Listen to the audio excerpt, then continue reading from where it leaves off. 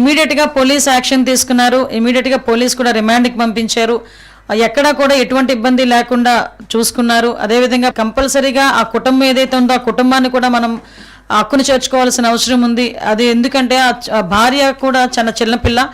ఆ అమ్మాయికి 2 పిల్లలు, ఆడబిడ్డలు. ఒకరు 1 సంవత్సరం ఆడబిడ్డ, ఇంకొకరు 4 సంవత్సరాల ఆడబిడ్డ.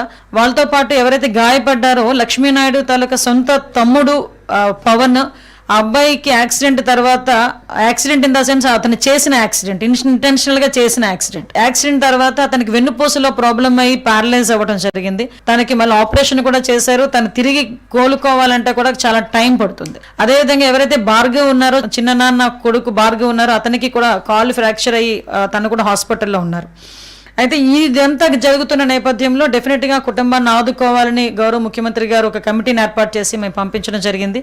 పంపించిన తర్వాత ఇమీడియట్గా వాళ్ళందరికీ కూడా న్యాయం చేయాలనే ఉద్దేశంతోనే గౌరవ ముఖ్యమంత్రి గారు చాలా సుదీర్ఘంగా దీని మీద చర్చలు జరిగినాయి. ఎందుకంటే ఒకటి, అంత బ్రూటల్గా చంపే పరిస్థితి రాకూడదు. ఒకటి అంటే ఇక్కడ 2 నేపథ్యాలు. ఒకటి, నిందితుడికి శిక్ష పడాలి అన్నది ఒక ఆస్పెక్ట్ అయితే, ఎవరైతే బాధితులు ఉన్నారో వాళ్ళకి ప్రభుత్వ పరంగా మనందరం కూడా సహాయ సహకారాలు అందించాలి, వాళ్ళకి కూడా భరోసా ఇవ్వాలి అన్న నేపథ్యం ఒకటి.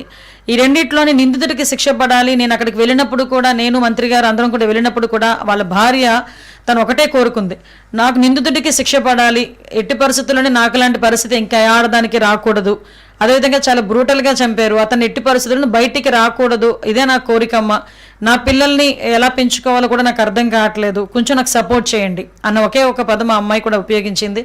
దాని నేపథ్యంలోనే ఇమీడియట్గా దీని మీద చర్చించి, ఎవరైతే నిందితుడు ఉన్నాడో నిందితుడికి బెయిల్ రాకుండానే ఎట్టి పరిస్థితుల్లోనూ కూడా శిక్ష పడాలి. దీనికి ఏ రకంగా చేయాలి, పర్టికులర్గా ఇప్పుడు ఫాస్ట్ ట్రాక్ కోర్ట్స్ని కేసును అప్పగించడంతో పాటు ఒక స్పెషల్ పీపీని కూడా ఏర్పాటు చేసి ఈ కేసును అతి త్వరితగతిన మనకు కన్విక్షన్కి వచ్చేటట్టుగా చేయటానికి ప్రభుత్వ పరంగా అన్ని చర్యలు కూడా తీసుకోమని గౌరవ ముఖ్యమంత్రి గారు ఆదేశాలు ఇవ్వటం జరిగింది.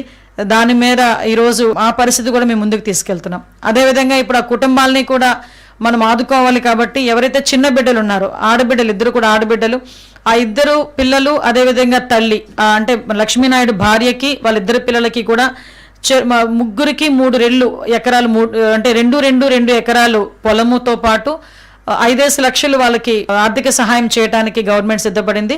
ఈ చిన్నపిల్లలు ఎవరైతే ఉన్నారో వాళ్ళిద్దరికీ కూడా ఫిక్స్డ్ డిపాజిట్ చేసి, వాళ్ళు పెద్ద అయిన తర్వాత ఆఫ్టర్ 18 years వాళ్ళు తీసుకునేటట్టుగా కూడా ఫిక్స్డ్ డిపాజిట్ చేయడానికి కూడా గవర్నమెంట్ సిద్ధపడి, ఆ 2 పిల్లల తాలూకా చదువుకు మొత్తం కూడా గవర్నమెంట్ తీసుకునేటట్టుగా కూడా ఈరోజు నిర్ణయం తీసుకోవడం జరిగింది. గౌరవ ముఖ్యమంత్రి గారు నిర్ణయం తీసుకోవడం జరిగింది.